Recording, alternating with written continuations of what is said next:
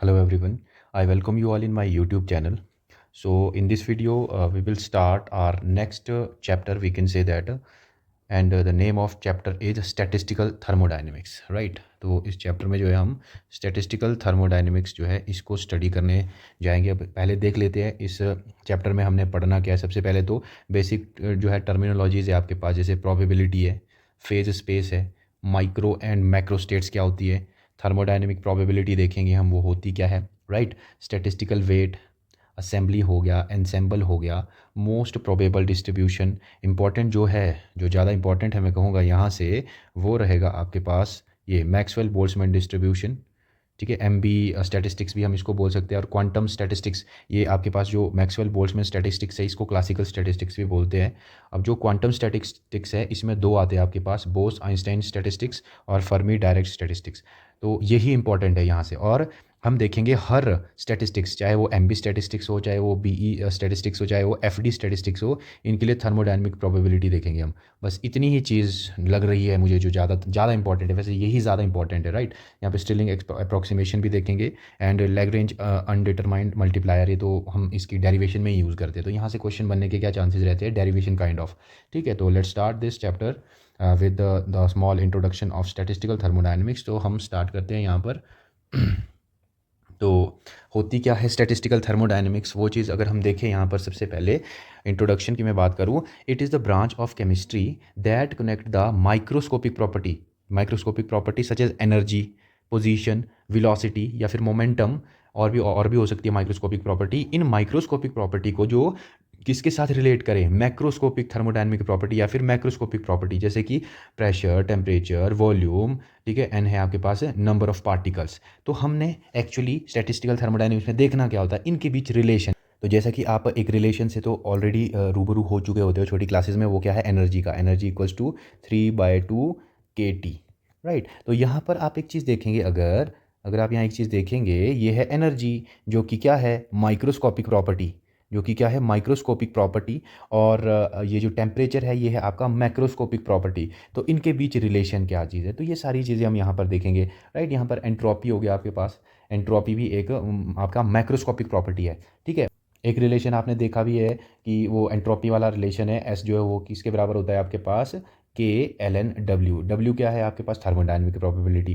Thermodynamic probability जो है हम किसकी देखते हैं, हम देखते हैं जो पार्टिकल्स है उनकी किसी भी सिस्टम में क्या थर्मोडायनेमिक प्रोबेबिलिटी है। तो ये जो थर्मोडायनेमिक प्रोबेबिलिटी है आपके पास, ये क्या है, एक हम बोल सकते हैं माइक्रोस्कोपिक प्रॉपर्टी होगी, और जो एंट्रोपी है मैक्रोस्कोपिक प्रॉपर्टी। तो इनके बीच का रिलेशन जो है मेनली हम यहाँ पर देखते हैं, ठीक है। तो अब हम स्टार्ट करते हैं। सबसे पहला जो मैं बोलूँ टर्म थी आपके पास इसमें सिलेबस में, वो थी आपके पास फेज स्पेस, फेज स्पेस, ठीक है। तो इससे हम अब स्टार्ट करेंगे। फेज स्पेस को भी पढ़ने से पहले हमें जो है सिस्टम के बारे में थोड़ा सा जान लेते हैं। सिस्टम जो है, सिस्टम दो टाइप के हो सकते हैं आपके पास, ठीक है जी। दो टाइप के कौन कौन से हो सकते हैं, एक तो होगा आपके पास स्टैटिक सिस्टम, स्टैटिक सिस्टम, और दूसरा होगा आपके पास dynamic system, dynamic system, right. तो अगर हम स्टडी करना चाह रहे हैं किसी स्टैटिक सिस्टम को, तो आपको ना सिर्फ और सिर्फ, अब स्टैटिक का मतलब क्या है, स्टैटिक सिस्टम वो सिस्टम होगा जिसमें जो पार्टिकल्स होंगे, वो रुके हुए होंगे, राइट। वो रुके हुए होंगे, वो मूव नहीं कर रहे होंगे। तो वो सिस्टम जो है आपका स्टैटिक सिस्टम कहलाएगा। For example let's say we have यहाँ पर पार्टिकल्स है, कोई नंबर ऑफ पार्टिकल्स है, ये मूव नहीं कर रही है, रुके हुए हैं। तो ऐसे सिस्टम की अगर आप स्टडी करना चाहते हो, तो आपको ना सिर्फ और सिर्फ 3 कोऑर्डिनेट की ज़रूरत होती है। We need only 3 coordinate study to study such kind of system। और वो कौन कौन से कोऑर्डिनेट होते हैं वो हमें पता है, क्योंकि ये क्या है जी, स्टैटिक है, मूव नहीं कर रहे हैं, रुके हुए हैं। तो हमारे को इनकी सिर्फ पोजीशन पता करनी है, पोजीशन कोऑर्डिनेट ही हमें यहाँ पर चाहिए होते हैं। कौन से कोऑर्डिनेट की बात कर रहा हूँ मैं यहाँ पर, पोजीशन कोऑर्डिनेट, बस आपने इसका पता लगाना है, आपका काम चल पड़ेगा। और पोजीशन कोऑर्डिनेट क्या क्या हो सकते हैं आपके पास, एक्स हम कंसीडर करेंगे, वाई और जेड, ये है आपके पास पोजीशन कोऑर्डिनेट। तो स्टैटिक सिस्टम की अगर आपने स्टडी करनी है तो सिर्फ और सिर्फ पोजीशन कोऑर्डिनेट पता करो और आपका काम बन जाएगा। बट अगर हम बात करते हैं किसी डायनेमिक सिस्टम की स्टडी के बारे में, अगर हम स्टडी करना चाह रहे हैं किसी डायनेमिक सिस्टम को, तो आपको ना यार पोजीशन कोऑर्डिनेट का तो देखो पता होना चाहिए, साथ ही साथ आपको किस चीज़ का पता होना चाहिए, और उनके मोमेंटम कोऑर्डिनेट का। तो यहाँ पर मान के चलो ये पार्टिकल है, लेट से ये मूव भी कर रहे हैं, at the same time move भी कर रहे हैं, तो यहाँ पर हमारे को जो है 6 कोऑर्डिनेट की ज़रूरत है स्टडी करने के लिए, 6 कोऑर्डिनेट, राइट। और 6 कोऑर्डिनेट वो कौन कौन से होते हैं आपके पास, वो हो सकता है 3 तो हो गए देखो, पोजीशन कोऑर्डिनेट, पोजीशन कोऑर्डिनेट कौन से, एक्स वाई जेड। और आपके पास 3 हो गए मोमेंटम कोऑर्डिनेट, मोमेंटम कोऑर्डिनेट। और आपको पता है यार, मोमेंटम बोले तो, मोमेंटम पी बोले तो क्या होता है, मास इनटू वेलोसिटी, एमवी होता है आपके पास। तो अगर कोई मास है वो मूव कर रहा है किसी वेलोसिटी के साथ, ऑब्वियसली उसका कुछ ना कुछ मोमेंटम होगा, तो मोमेंटम वेक्टर भी आपको यहाँ पर चाहिए होता है। और वो मोमेंटम वेक्टर हम लिखते हैं किससे, P X P Y P Z. तो अब ये फेज स्पेस क्या होता है वो चीज़ हम यहाँ पर लिखते हैं, आपके पास भी कंटेंट हो जाएगा है ना कुछ लिखने के लिए। तो लेट्स स्टार्ट इट। ये क्या होता है आपके पास, द कंप्लीट द ये फेस स्पेस, ये जो हमने इसको स्टडी करने के लिए जो जो चीज़ें चाहिए हमारे को, किसी डायनेमिक सिस्टम को स्टडी करने के लिए आपको 6 कोऑर्डिनेट की ज़रूरत होती है। एक होता है एक्स वाई जेड यानी कि position coordinate, P X P Y P Z यानी कि मोमेंटम कोऑर्डिनेट, राइट। तो इसी को बोलते हैं हम क्या, फेज स्पेस। तो ये मैं लिख रहा हूँ थोड़ा सा, क्या, द कंप्लीट डिस्क्रिप्शन या फिर information, description of a dynamic behavior of a system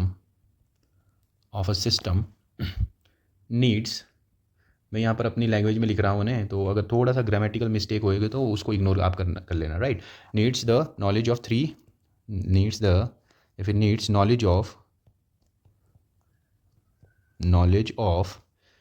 knowledge of 6 coordinate, या मैं बोलूँ यहाँ पर 3 पोजीशन कोऑर्डिनेट, 6 कोऑर्डिनेट्स 6 कोऑर्डिनेट कौन कौन से, 3 position coordinate, 3 position coordinate and 3 momentum coordinate.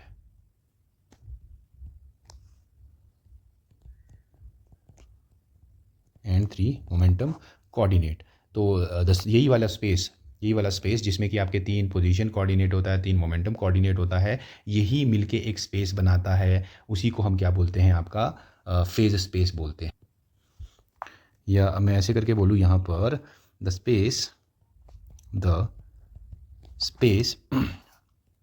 in which the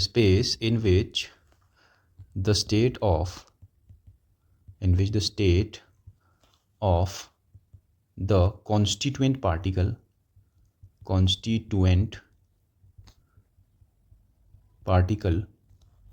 of a system can be described in terms of position and momentum coordinate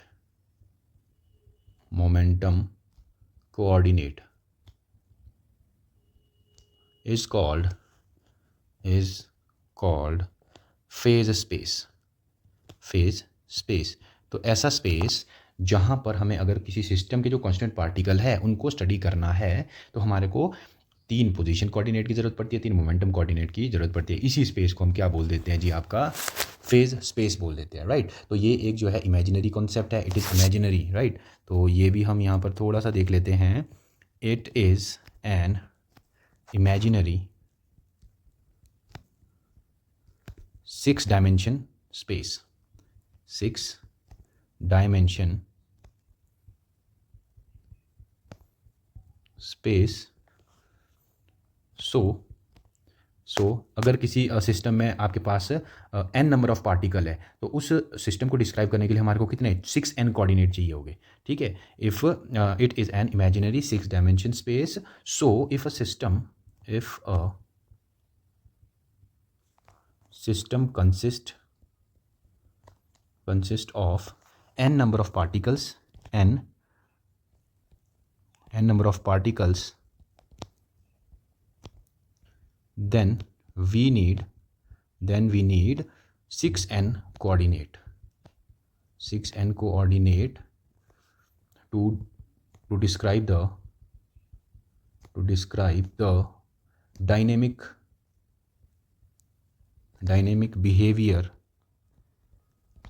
behavior of the system,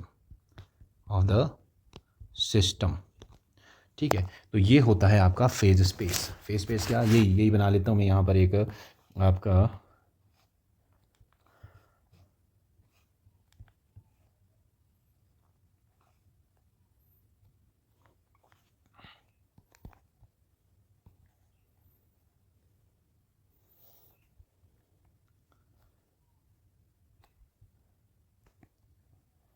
इस तरीके से एक हम मान के चलते हैं। लेट अस कंसीडर आपके पास कुछ पार्टिकल्स है, इसमें एक क्यूबिक पार्ट में है, लेट से ये आपके पास पार्टिकल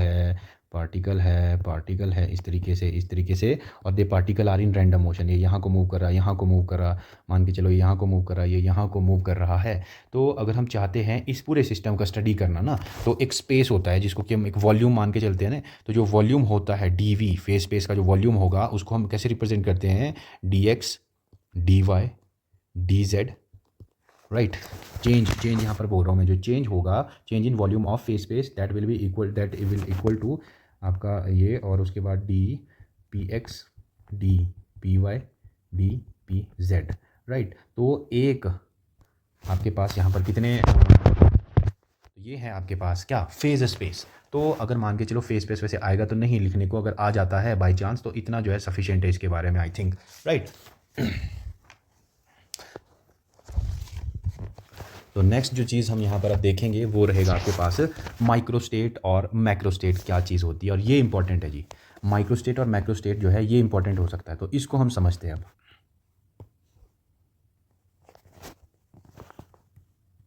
नेक्स्ट जो हम देखेंगे, अब पहले देख लेते हैं माइक्रोस्टेट, ठीक है जी। तो क्या होता है माइक्रोस्टेट, है ना, तो वो देखते हैं। ये कुछ नहीं है, ये मान के चलो आपके पास कोई सिस्टम है, उस सिस्टम में आपने अरेंज कराना है कि नहीं पार्टिकल को, अब उनकी अरेंजमेंट ही होती है माइक्रोस्टेट। अब कौन से वाली अरेंजमेंट क्या होता है वो चीज़ देख लेते हैं सबसे पहले ना। तो it is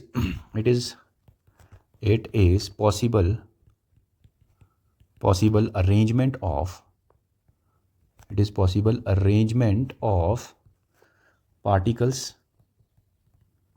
particles when each particles of a system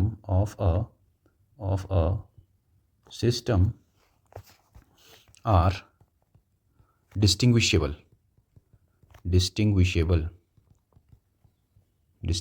from each other। तो ये चीज़ अगर मैं आपको समझाऊं, इसको हम लेट से इसको समझते हैं हम एक बाय टेकिंग एन एग्जांपल, है ना, इसको हम समझेंगे ज़रा। फॉर एग्जांपल होता क्या है माइक्रोस्टेट वो समझते हैं। लेट अस कंसीडर हमारे पास जो है 2 कंपार्टमेंट है, राइट। हमारे पास टोटल कितने कंपार्टमेंट है, 2 कंपार्टमेंट है। लेट से ऐसे करके ये है जी हमारे पास 2 कंपार्टमेंट। अब इन 2 कंपार्टमेंट में आपने जो है 3 पार्टिकल्स जो कि क्या है, डिस्टिंग्विशेबल है एक दूसरे से, वो सेम नहीं है जी, वो अलग अलग है। डिस्टिंग्विशेबल का मतलब है ऐसे पार्टिकल जिनको हम डिस्टिंग्विश ना कर पाए, मतलब वो अलग अलग होंगे। तो आपने उन अलग अलग पार्टिकल को अरेंज करवाना है 2 कंपार्टमेंट में। तो कितने पॉसिबल तरीके हो सकते हैं वो चीज़ देखो। या तो एक पॉसिबिलिटी ये कि A B C तीनों जो पार्टिकल है उनको यहाँ पर फिल करो, यहाँ पर कुछ भी ना फिल करो, एक तो ये पॉसिबिलिटी है। और क्या पॉसिबिलिटी है, मैं यहाँ पे बना देता हूँ जितने भी है ये। तो अब हम देखते हैं कि क्या क्या तरीके हो सकते हैं इन 3 पार्टिकल को इन 2 कंपार्टमेंट में अरेंज करने के, ठीक है। एक बार हम क्या कर लेते हैं, AB को यहाँ रखो, C को यहाँ रखो, क्योंकि जो पार्टिकल है वो इंडिस्टिंग्विशेबल है, तो हम किसी को भी एक्सचेंज कर सकते हैं, राइट। और हमें पता है कि भाई ऐसा कर दिया हमने। अब हम AC को यहाँ रखो, B को यहाँ रखो। चलो अब क्या करेंगे हम, अब हम यहाँ पर सी बी को यहाँ रखो, ए को यहाँ ले जाओ, ये भी तो पॉसिबिलिटी हो सकती है ना यार। अब हम क्या करते हैं, ये वाला देखो, इसको ये है पहला कंपार्टमेंट या दूसरा कंपार्टमेंट। अभी हमने दूसरे वाले जो कंपार्टमेंट थे यहाँ पर इनमें एक एक पार्टिकल रखा, अब इनमें दो दो पार्टिकल रखना हम स्टार्ट करेंगे। तो ये आपके पास हम यहाँ रखेंगे, लेट से इसमें ए रखो, इसमें दो बी सी रखो, यहाँ पर आप बी रखो, यहाँ सी ए रखो, यहाँ पर आप सी रखो, तो यहाँ पे आपको ए बी रखना पड़ेगा। तो एक और यहाँ पर पॉसिबिलिटी हो सकती है, वो क्या पॉसिबिलिटी है, वो है जी ये पॉसिबिलिटी, वो है आपकी ये पॉसिबिलिटी। अगर आप यहाँ देखेंगे इसमें कुछ भी नहीं रखो, फर्स्ट वाला जो कंपार्टमेंट है इसमें कुछ भी नहीं रखो, ए बी सी तीनों यहीं पे रखो, तो आप यहाँ पे क्लियरली देख पा रहे हो कितने बन रहे हैं, 1 2 3 4 5 6 7 8। तो 8 तरीके हैं, 8 वेज है तीन पार्टिकल को दो कंपार्टमेंट में अरेंज करने के। तो यही है आपके पास माइक्रोस्टेट। तो यहाँ पर ये क्या हो जाएगी, माइक्रोस्टेट। माइक्रोस्टेट, माइक्रोस्टेट कितनी है यहाँ पर, 8। किस केस में है ये, किस केस में है ये माइक्रोस्टेट, 8। व्हेन व्हेन व्हेन कितने पार्टिकल है ये, 3 particles, 3 particles are arranged, 3 particles are arranged in 2 compartment. 3 कौन से वाले, 3 indistinguishable particle, 3 indistinguishable particle are arranged in 2 compartment, 2 compartment. तो ये चीज़ है जी। तो ये इसका एग्जाम्पल है। तो आई होप आप माइक्रोस्टेट तो समझ गए होगे कि क्या है एक्चुअल में माइक्रोस्टेट। ठीक है, तो मैं यहाँ पर डेफिनेशन अगर देखें, it is possible arrangement of particles when each particle of system are indistinguishable from each other.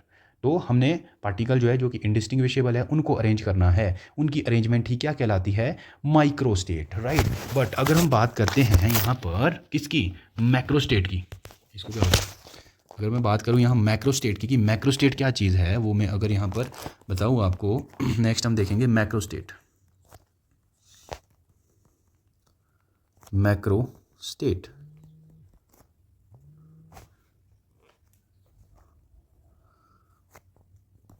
Macrostate भी अरेंजमेंट ही होती है पार्टिकल्स की, बट कब, जब दे आर नॉट डिस्टिंग्विशेबल या फिर when they are indistinguishable from each other, right. जब हम वो जो डिस्टिंग्विशेबल है नहीं, वो सेम ही होगी, मतलब है ना, आप समझ रहे हैं। तो मैं यहाँ लिख लेता हूँ पहले, क्या है ये, arrangement of the particles, arrangement of the particles of a system, when each particles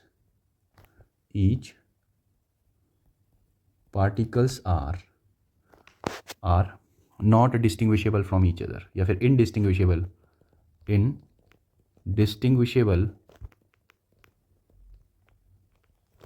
from each other। Same जो है हम इसको एक एग्जांपल के थ्रू समझेंगे, और वो एग्जांपल कौन सा होगा, वही जो हमने ऊपर वाले केस में देखा था, राइट। तो अगर हम बात करें, है ना, एग्जांपल की मैं अगर बात करूं, let's say we have to arrange how many particle, 3 particles in 2 compartment. तो क्या क्या तरीके हो सकते हैं 3 पार्टिकल को 2 कंपार्टमेंट में अरेंज करने के, वो चीज़ अगर मैं यहाँ पर देखूँ तो आप देखेंगे, क्योंकि पार्टिकल अब की बारी क्या है, इनडिस्टिंग्विशेबल है, सेम है सारे के सारे पार्टिकल। तो आपके पास अरेंजमेंट देखो क्या क्या बन सकती है, यहाँ लिखूंगा मैं, अरेंजमेंट 1 या फिर अरेंजमेंट ए बोलो या 1 बोलो, क्या हो सकता है कि भाई 3 जो है एक डब्बे में भरो और 0 दूसरे डब्बे में, मतलब कैसे, ऐसे वाले, ऐसे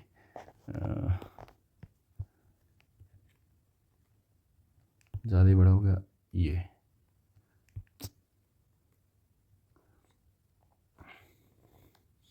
इसको मैं कॉपी कर लेता हूँ पहले, कॉपी पेस्ट पेस्ट।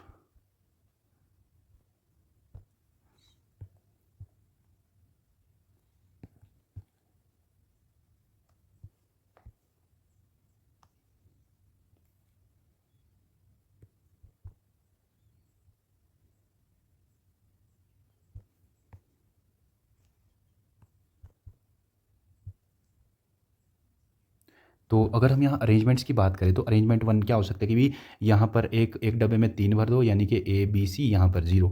अरेंजमेंट 2 क्या हो सकती है आपके, अरेंजमेंट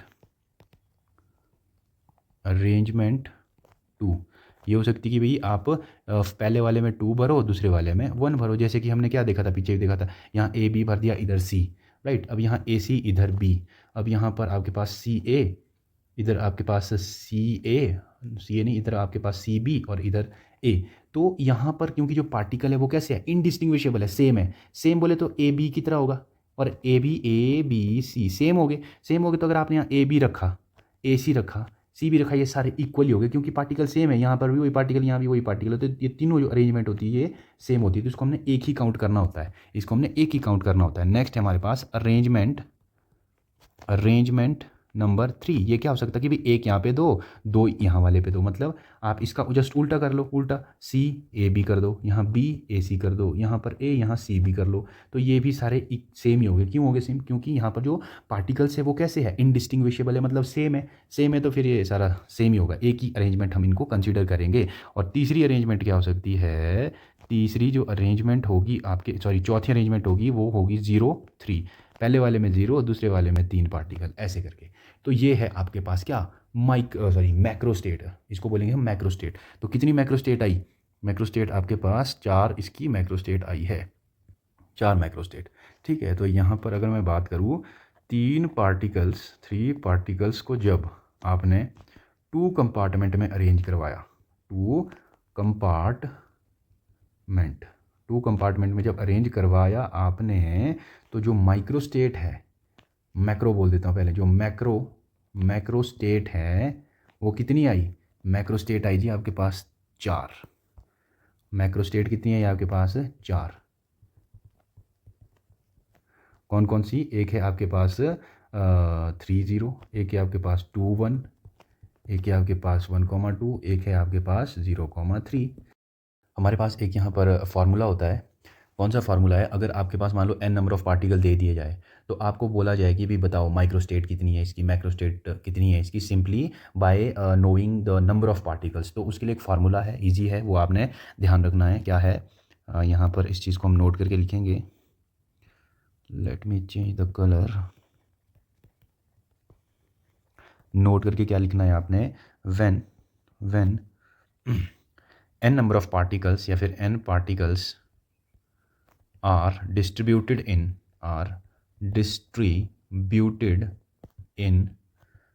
2 compartments,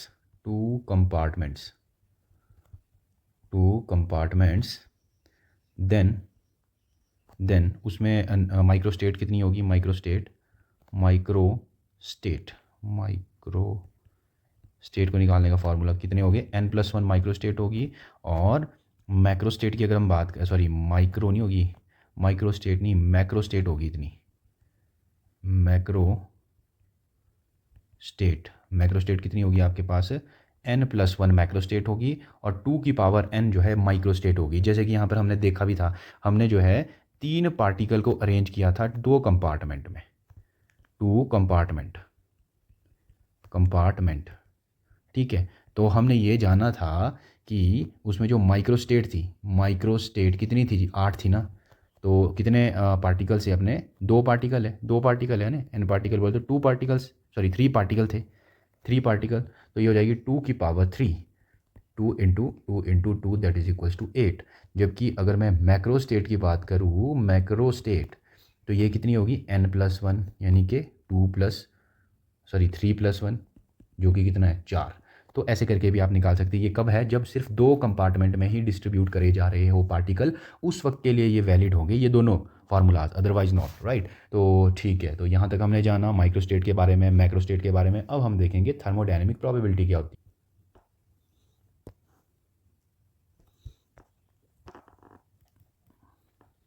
अब हम देखते हैं थर्मोडायनेमिक प्रोबेबिलिटी। थर्मोडायनेमिक प्रोबेबिलिटी, इसको हम रिप्रेजेंट करते हैं कैपिटल W से, right.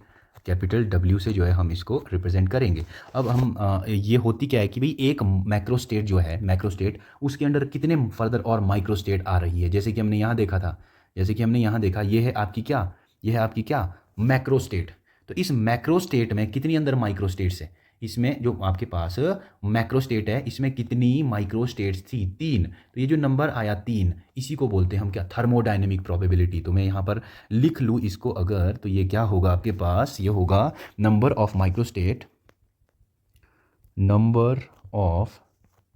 number of microstate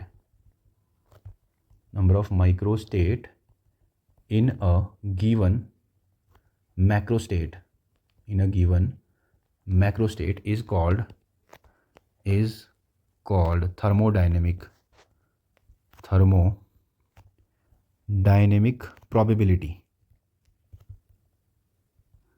is called thermodynamic probability.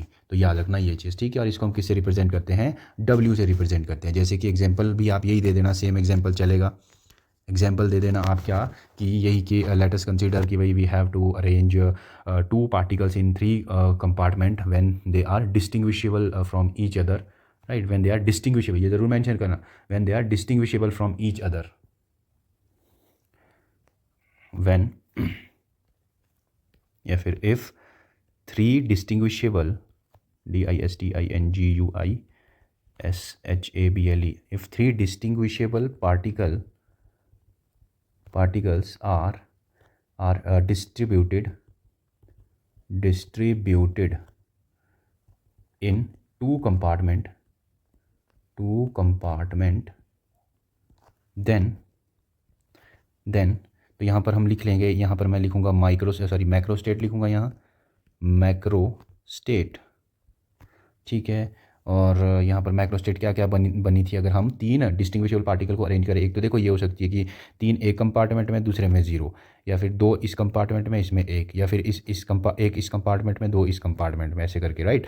और आपके पास क्या थी, आपके पास 0 इस कंपार्टमेंट में, 3 इस कंपार्टमेंट में थी, राइट। तो मैं यही वाली चीज़ जो है यहाँ से कॉपी कर लूँगा सारी की सारी ये, और इसको यहाँ पेस्ट भी कर लूँगा साथ ही साथ। हो जा भाई, पेस्ट हो जा मेरे दोस्त, पेस्ट, ठीक है। तो ये हो जाएगी आपके पास,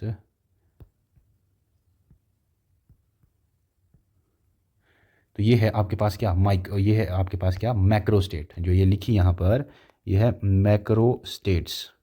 इन मैक्रोस्टेट के कोरिस्पॉन्डिंग ये जो है, ये आपके पास क्या है, पॉसिबल अरेंजमेंट बोलो इनको, राइट। और इनके जो माइक्रोस्टेट आएगी वो यहाँ लिख लेना, माइक्रोस्टेट, ठीक है। और माइक्रोस्टेट कितनी आई आपके पास, यहाँ पर है जी 1, ठीक है। यहाँ पर आपके पास 3, यहाँ पर 3, यहाँ पर 1। तो ये जो नंबर ऑफ माइक्रोस्टेट है, इसी को क्या बोलेंगे हम, इसी को तो यार हम बोलते थे क्या, थर्मोडाइनमिक प्रोबेबिलिटी, W। यही है आपके पास W, कैपिटल W, राइट। तो यहाँ पर हमें एक चीज़ जो है ज़रूर पता होनी चाहिए, वो क्या है, वो आपने लिखनी भी है, राइट। वो क्या लिखनी है आपने, ये चीज़ कि थर्मोडाइनमिक जो प्रोबेबिलिटी है, thermodynamic probability of a macrostate ये किस पे डिपेंड करती है, ये डिपेंड करती है कि भाई पार्टिकल डिस्टिंग्विशेबल है कि अनडिस्टिंग्विशेबल है। Thermodynamic probability of macrostate depends on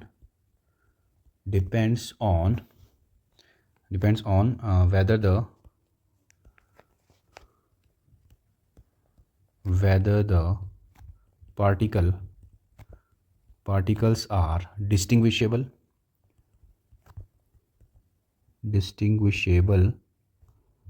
or not, ऐसा क्यों, ऐसा इसीलिए मान के चलो, 2 केस लेके चलते हैं हम यहाँ पर। केस नंबर 1, केस 1 क्या है, जब पार्टिकल कैसे हो, डिस्टिंग्विशेबल,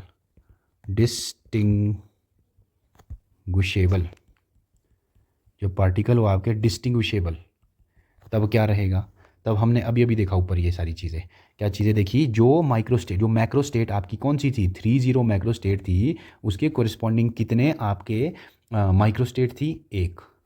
जो आपके पास 2-1, या फिर आपके पास जो 1-2 जो मैक्रोस्टेट है, उनके कोरिस्पॉन्डिंग कितनी माइक्रोस्टेट है, तो वो थी 3। और अगर मैं बात करूँ 0-3 के केस में, अगर मैं बात करूँ आपके पास 0-3 जो मैक्रोस्टेट है, इसके कोरिस्पॉन्डिंग कितनी माइक्रोस्टेट है, 1 है। बट अगर मैं बात कर लेता किसकी, अगर मैं बात कर लूँगा केस 2 की, केस 2 क्या होगा आपके पास, केस 2 होगा आपके पास जब पार्टिकल इनडिस्टिंग्विशेबल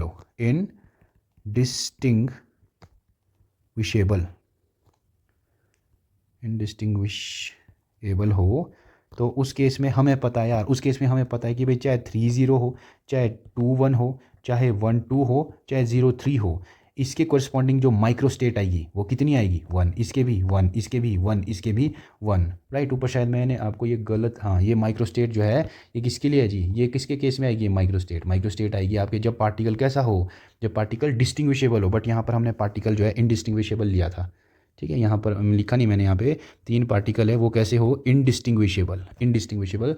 तब यहाँ पर हर जो मैक्रो स्टेट है इनके कोरिस्पॉन्डिंग जो माइक्रो स्टेट आएगी 1 1 1 1। ऐसा क्यों, क्योंकि ये वाला अरेंजमेंट चाहे ये वाला अरेंजमेंट चाहे ये वाला अरेंजमेंट, ये तीनों अरेंजमेंट सेम ही होगा। तो सेम थोड़ी ना देखना यार हमने चीज़ों को, ठीक है। तो ये है आपका क्या, ये होती है थर्मोडायनेमिक प्रोबेबिलिटी कि कितने नंबर ऑफ माइक्रो स्टेट है किसी मैक्रो स्टेट के अंदर, वही जो है उसकी थर्मोडायनेमिक प्रोबेबिलिटी हो जाती है। तो हम बोल सकते हैं ये आपके पास 3 0 जो मैक्रो स्टेट है उसकी थर्मोडायनेमिक प्रोबेबिलिटी है, ठीक है। तो ये सारी जो हमने देखी यहाँ पर ये क्या है, चाहे माइक्रो स्टेट बोलो चाहे इनको थर्मोडायनेमिक प्रोबेबिलिटी बोलो, सेम यहाँ पर चाहे इनको थर्मोडायनेमिक प्रोबेबिलिटी बोलो, राइट। तो ये आज हमने जो है कुछ जो बेसिक टर्मिनोलॉजीज़ थी जो कि सिलेबस में भी मेंशन है, वो सारी चीज़ें कवर कर ली हैं, राइट। क्या क्या कवर किया हमने फेज स्पेस देखा, राइट। हमने उसके बाद आपका माइक्रो स्टेट और थर्मोडायनेमिक प्रोबेबिलिटी देखी। अब नेक्स्ट क्लास में हम एनसेम्बल्स, असेंबली वगैरह इन चीज़ों को पढ़ेंगे और उससे नेक्स्ट हम जो है जंप करेंगे किस पे, जो आपके टाइप्स ऑफ स्टैटिस्टिक्स है, राइट।